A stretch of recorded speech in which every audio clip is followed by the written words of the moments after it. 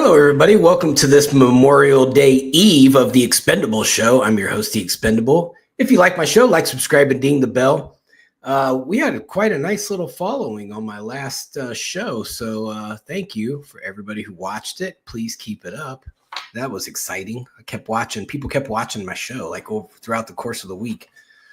I like that. So the first thing we're going to talk about today, let's go through our statistics. Doge hasn't updated their website in a while, so we're at 170 billion on the Doge.gov, which comes out to $1,055.90. On the debt clock, though, that keeps climbing, so they keep that a running total. So that's we know that's going to be accurate. So they're at $470 billion saved, which is $4,191 per taxpayer. So I like that. We're getting close to that $5,000 mark. Come on, Elon, give it back to us. We need $5,000. I need $5,000. I like money.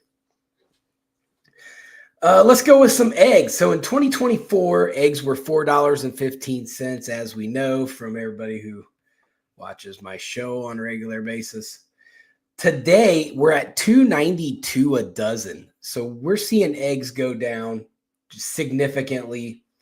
They went down a lot this week. We were over $3 a dozen up until just this week. So good job on the eggs, President Trump. Gas. So 3.30 was the 2024 average. We're at 3.18, although they're saying that gas is going to drop tomorrow for Memorial Day. It's going to be the lowest gas has been in 20 years. So or the lowest Memorial Day gas in 20 years. So I'm excited about that. Hopefully that happens. I'm going to be out and about. I'll get up and go to the gym in the morning. So I'll see if the gas prices did drop. Here in Locust Grove, they're already at $2.55. So we're at $2.55 a gallon in Locust Grove. So that excites me. Mortgage rates. Jerome Powell, once again, destroying our mortgages. Like I have all kinds of mortgage things that I want to do, but I can't do it because Jerome Powell wants to try to play against the grain. So in 2024, it was 6.7%. Today, it was 7.14%. So what the trend we're seeing is everything's going down except mortgage rates. Like, come on, Powell. Like, get out of there, man. Let somebody who actually wants to work with the economy get in there and do something. One thing that is going up along with mortgage rates is Trump's approval rating. It went up again. So today he's at 47.5. So I like that a lot. Trump's gaining ground. His policies are becoming popular. The Dow Jones hovering around where it was the other day. We're at 41,603 was the close. So here we go. The big topic of the day that I'm going to talk about is if you're paying any attention to sports, which I'm a sports junkie, so I've never been a WNBA fan, and I still don't consider myself a WNBA fan, but I do pay attention to it more than what I ever have because of Caitlin Clark.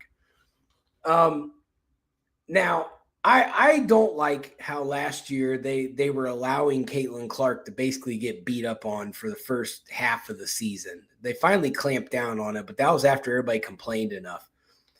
But this season, nobody's beating up on her, but you're seeing they're taking a lot of shots at her verbally, though, which to me, who cares? But so Angel Reece is still stuck on it. She has some psychiatric problems when it comes to Caitlin Clark.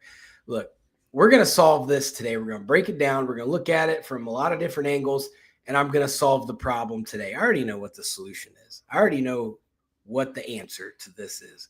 Who is the best in the WNBA? So, what started it recently was Angel Reece got butthurt because LeBron and Caitlin Clark took a picture together and LeBron posted it on his X or Instagram or something. And then she put in the captions, Angel Reece did. She said LeBron posted the tweet pic, and Reece responded with, Michael Jordan never lost the finals, by the way. Like, what did LeBron do to you other than take a picture? Look, I can't stand LeBron James, but he's an innocent bystander in this beef. All he did was take a picture with Caitlin Clark, and Angel Reese automatically gets offensive. Like, nobody's allowed to like show Caitlin Clark any respect. So I didn't like that. I thought it was petty. I think Angel Reese has got a serious psychiatric problem when it comes to like her beef with Caitlin Clark. Like, I was watching Joey Jordison, not Joey Jordison. He's the drummer of Slipknot, but one of the guys, Joey Jones, on Fox, and he said, "Look, this could be like Magic versus Bird, and this could turn into be a really good thing. The competitive nature of it, and I agree. I think that them being competitive is going to be good for the WNBA because people are going to tune in and they're going to watch just to see, who's getting the best of who. And now there's always bad blood on the floor. It's just like the Detroit Pistons versus everybody back in the 80s. They brought the heat and the bad blood. Angel Reese is going to do that to Caitlin Clark. And Caitlin Clark is going to do, she's going to be Larry Bird, and she's going to be hitting. Like, okay, you want to try to rough me up? I'm going to just pop some threes in your face. So obviously from how I'm talking, it seems like I'm going to be biased, and I'm going to say that Caitlin Clark is the best. Well, let's look at let's finish talking about the tweet first. For one, Angel Reese, yes, LeBron has lost NBA finals. Yes, Michael Jordan never did. But Angel Reese, you've never won a WNBA championship. You haven't even been to the WNBA finals. So, man, if I would have seen that, I would have thrown those statistics out there. Like, why are you dogging on LeBron James and Caitlin Clark? You've done none of the above. So, let's look at the stat lines. So this year, Angel Reese is averaging 7 points a game, which isn't nothing. She's averaging 14.5 rebounds a game, which that's the league lead. She's the league leader in rebounding. She averages 1 assist a game, which is nothing. 1.5 steals a game, which is okay. But she's shooting 22.7%. Now, she's a post player. She shoots the majority of her shots about within 10 feet of the basket. For her to have a 22.7% shooting percentage, that is ridiculously low. That's like I compare, like, if we want to get into some real comparisons, and we're going to compare to other WNBA centers, but if you say what defines greatness as a post player, high shooting percentage does, high points per game, high rebounds. She only has the rebound part down. She has a low points per game, and she does not shoot very well. So can we contribute? Obviously, there's a lot of people that have talked about this. We can contribute her high rebounds. If she would shoot 40%, her rebound average goes down because she rebounds her own misses all the time. I've seen video after video after video after video. Every game she does this. She cannot shoot layups. She cannot shoot bank shots. And don't let her shoot threes because she's never going to make those. So her stat line is not very good. You take the rebounds out, and she's a bench player. Caitlin Clark's stat line, 19 points a game, 6 rebounds a game, 9.3 assists per game, 1.3 steals per game, and she shoots 40.3%, and she's a perimeter shooter. So she's got all-star, I'm automatic all-star stats. That's phenomenal. Caitlin Clark is getting it done. Now, I think her career average between last year and this year is like 19.3. and she shoots like 41% for her career. So she's in the ballpark. She's doing what she needs to do. Stat line wise, Caitlin Clark is destroying Angel Reece without a question. But Caitlin Clark's not the best player in the WNBA. I hate to break it to both of them. The current reigning MVP, and she's also a 3-time MVP, is A'ja Wilson. A'ja Wilson's stat line this year, she averages 22.7 points a game, 12.7 rebounds per game, 4 assists a game, 2.3 steals a game, and she shoots 43.1%. Now, she's a post player. So when you're looking and Angel Reece wants to pick fights with Caitlin Clark all the time, compare your stat line to a real champion, to a real MVP, to the real greatest female basketball player on any WNBA court, and that's A'ja Wilson, without a doubt. There's only been a handful of 3-time WNBA MVPs, and A'ja Wilson's one of them. She's going down in history as probably the greatest WNBA player of all time. Up there with like Lisa Leslie and some of those. I just don't understand. Angel Reece is a bad basketball player. Now, what she does that I think she could fix, she shoots from her hip. So when you're a defender, and I'm going to compare this to fighting. So when you watch fighters and they want to throw the haymaker, usually it's easy to defend a haymaker because you see it coming a mile away. It's the same thing with shooting from the hip. Angel Reece is always shooting. Why? If you go watch her shooting, I'm not a basketball expert, but I know a lot about physics. So when Angel Reece is shooting down here, she's got a coil all the way up, and every defender sees it coming a mile away. That's why she gets a lot of shots blocked. Because she's advertising, I'm shooting, and everybody can get in position and get their hands up and block the shot. Most of the time they get blocked before it even hits all the way to the top of like the apex of her shot. So that's one problem. The other problem, you hear people online call her the baby giraffe. She moves like a baby giraffe. Why does she do that? Because her core strength is weak and her leg strength is weak. Angel Reece, if she wants to be one of the biggest dogs in the WNBA, she needs to get into the weight room. She's not going to be able to compete with A'ja Wilson or even her own teammate. What's her name? Cardoso or whatever. The other big girl on the team. She can't hang with her. Cardosa, I think's her name. But this is an easy debate. Caitlin Clark's really good, but A'ja Wilson's the big dog.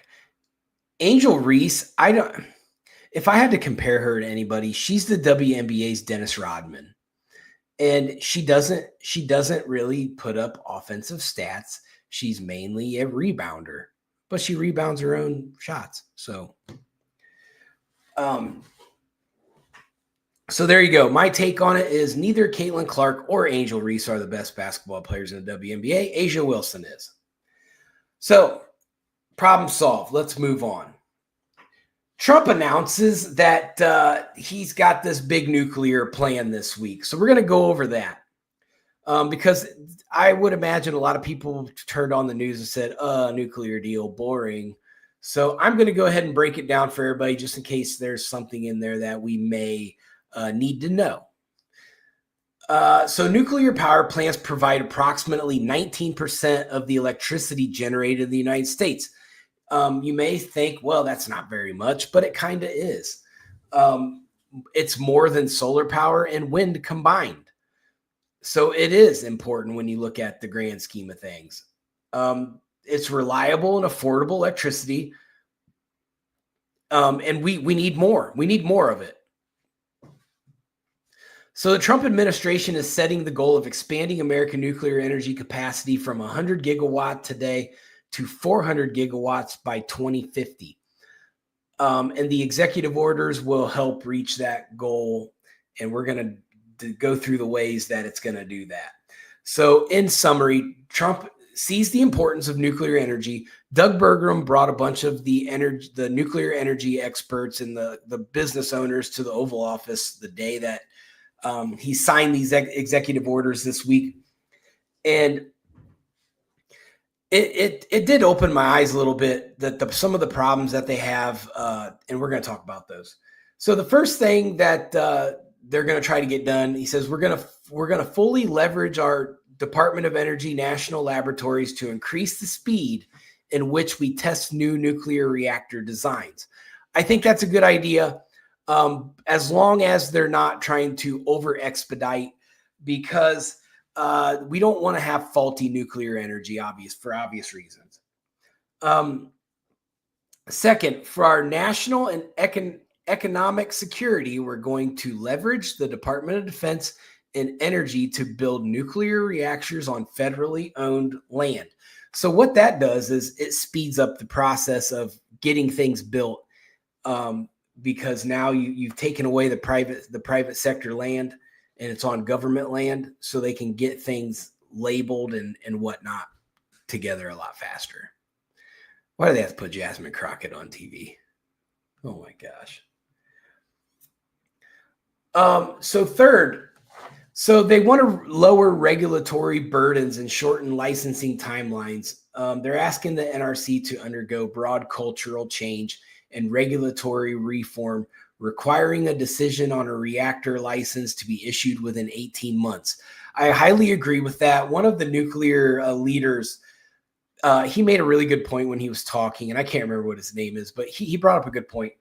He said, most of the nuclear reactors that we want to upgrade and build are on sites that already have nuclear reactors on them. And all we want to do is just replace them with the better version. But it takes years to get those permits because of all the regulatory issues. So this is going to help with that and say, hey, you guys need to make up a decision a lot quicker. 18 months, that's it. That's all you got. Let's get these done. Because these guys with the nuclear energy companies, they know what they're doing. They've been doing this for a long time. They put these all over the world. So they're going to know, whether or not the land's right, or whether or not, it's in a location that's not going to be overly affected by the runoff or whatever, or the carbon dioxide emissions or whatnot. So they do need to speed that up. So the last topic is that they'll be supporting our domestic nuclear industrial base across the nuclear fuel cycle. The president's called for industry to start mining and enriching uranium in America again, as well as an expansion of domestic uranium conversion capacity as well.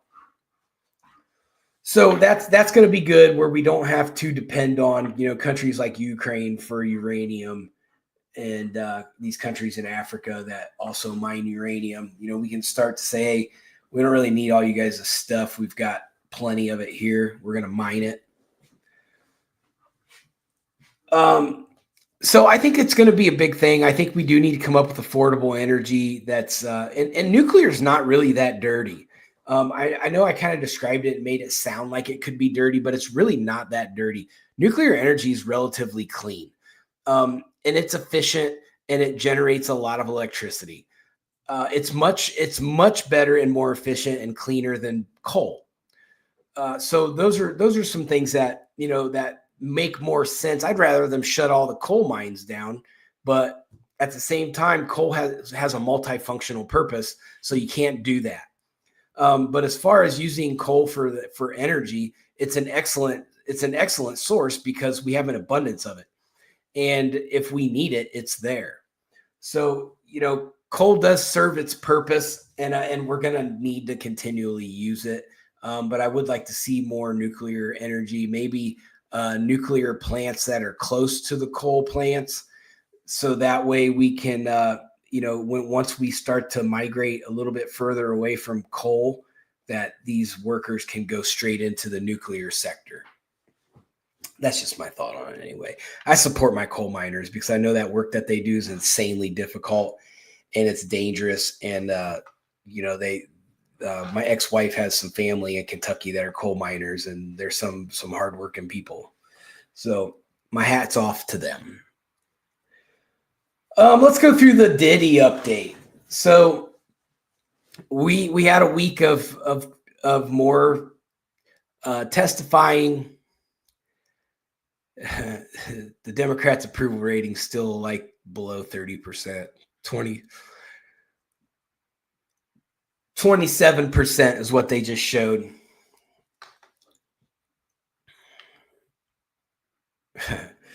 But the Diddy update. So throughout 2 weeks of testimony, jurors heard allegations of the freak-off parties involving male escorts and Diddy's ex-girlfriend, Cassie Ventura. The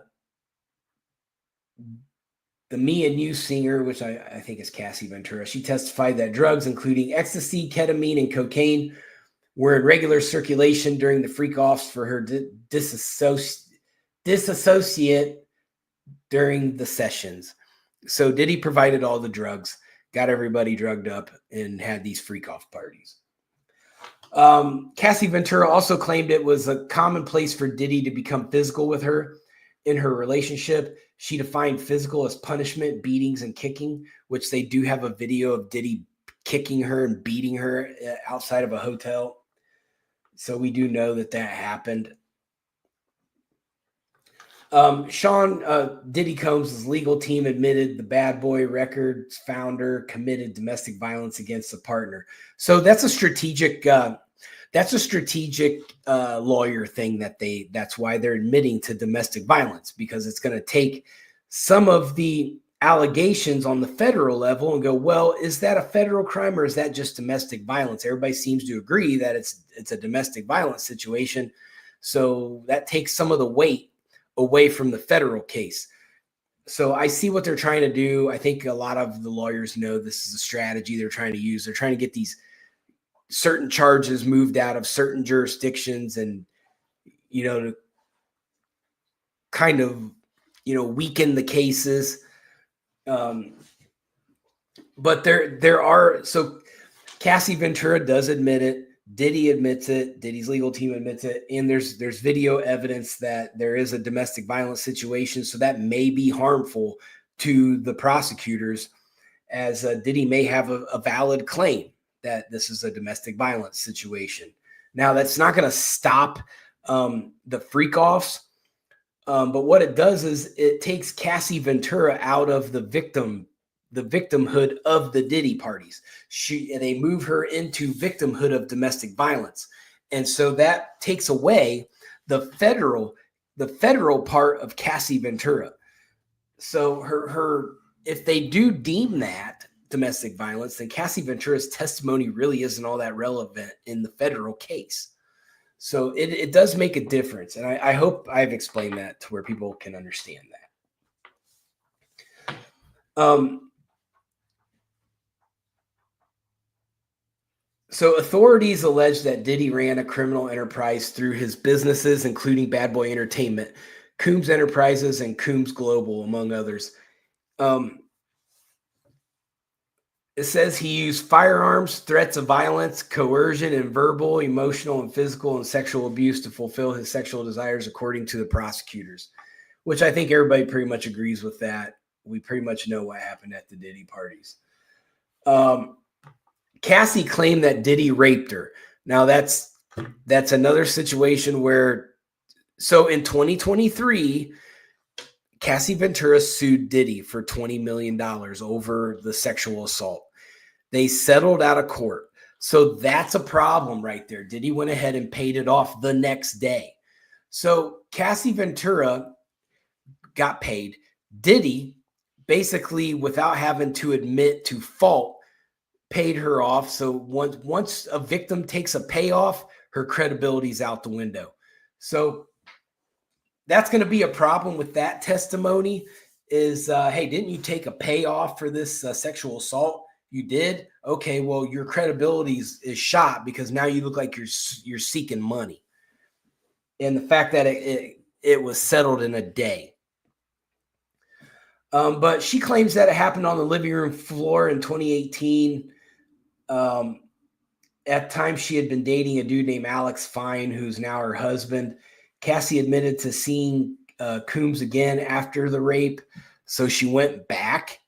She got raped and then went back.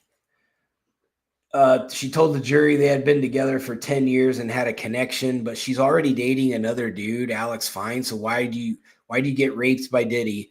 You date him for 10 years, you get raped by him while you're with somebody else, and then you go back. I have a very tough time with that. So Diddy and Cassie dated on and off from 2007 to 2018. So there were several other key witnesses that testified this week. So Kid Cudi testified that Combs allegedly orchestrated the firebombing of his car after discovering his relationship with Cassie Ventura. He also described Combs breaking into his home and acting in a threatening manner.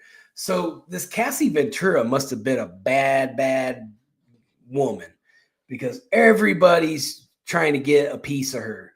So, and Diddy's losing his mind over her. He's causing problems with everybody.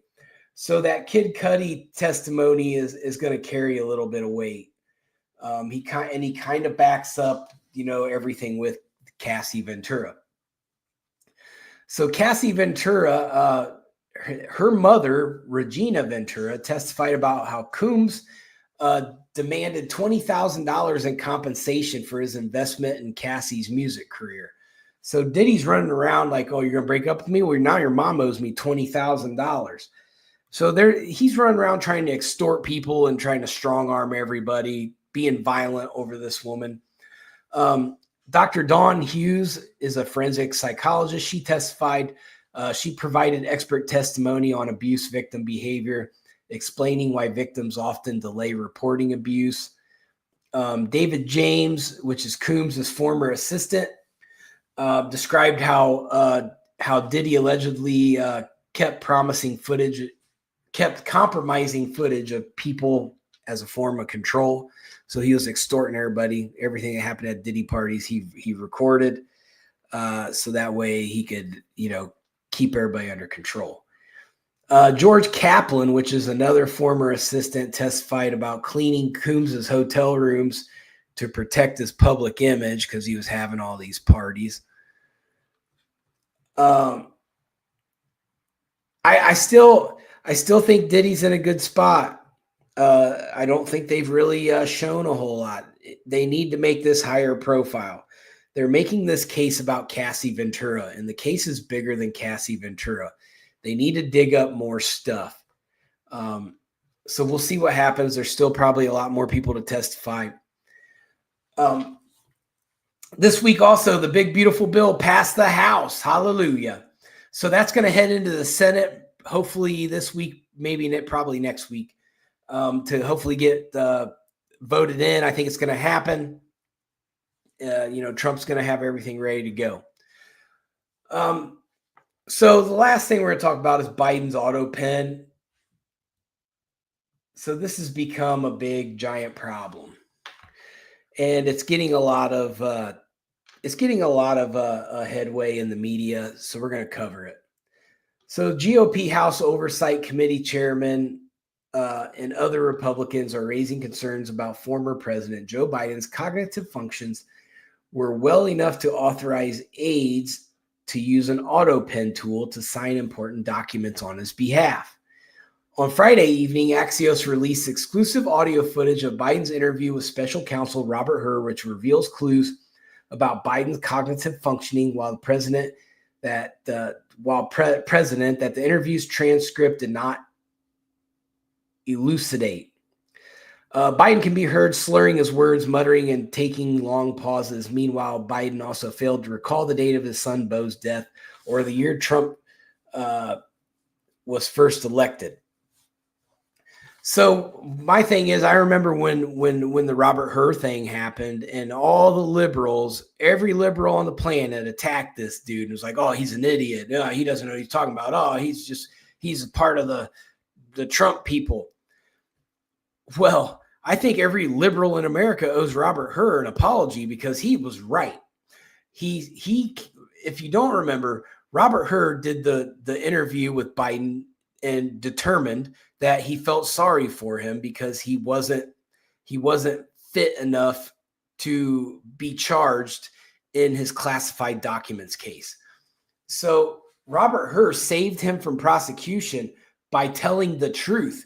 And I remember the MAGAs were all going, well, if he's not competent enough to go to court over this, then he's not competent enough to be president.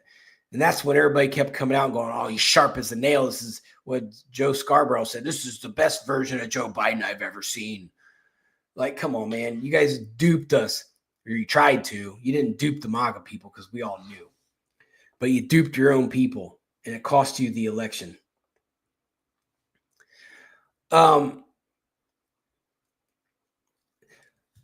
So James Comer made a statement. He said, it questions who was actually making the decisions in the White House. That's a problem.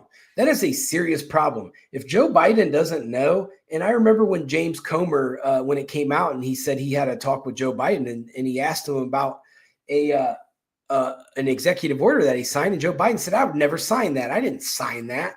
And then James Comer was like, yeah, your signature's on it.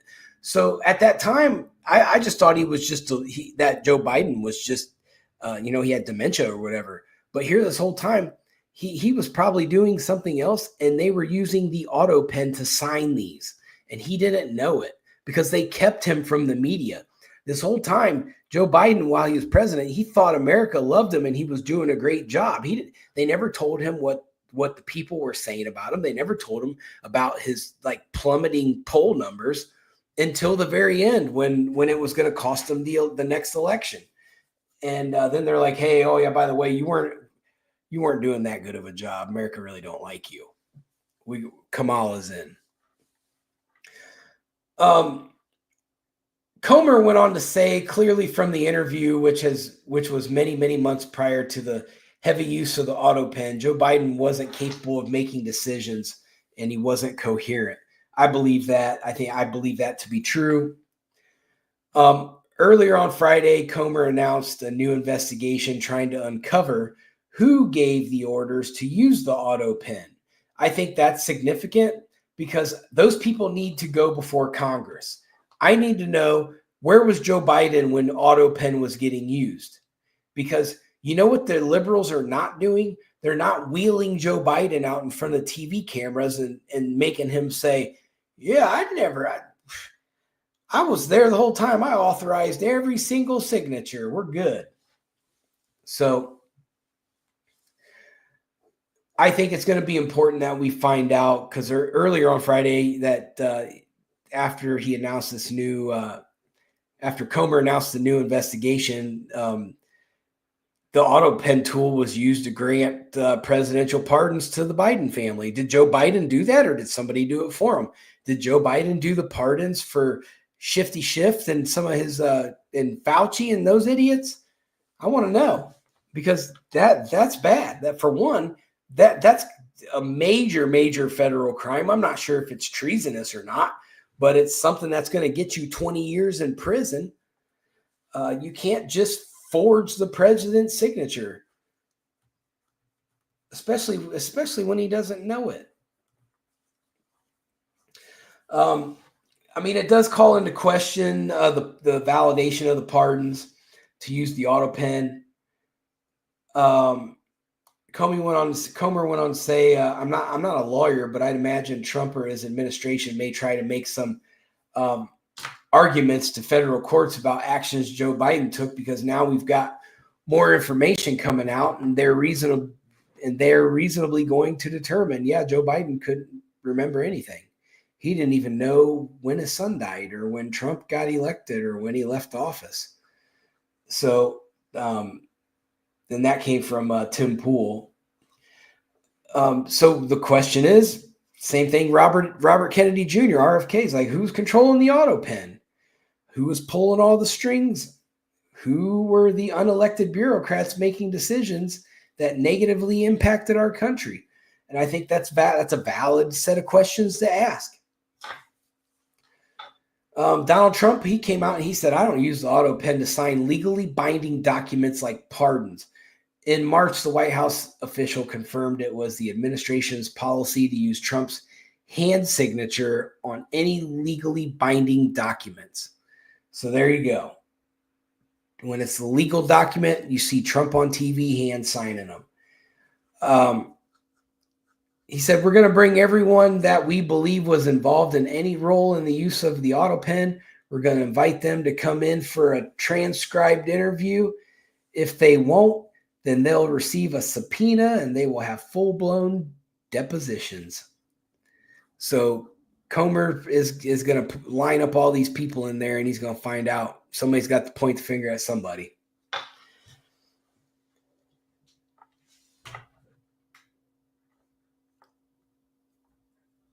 So Trump, he said, the pardons that Sleepy Joe Biden gave to the unselect committee of political thugs and many others are hereby declared void, vacant,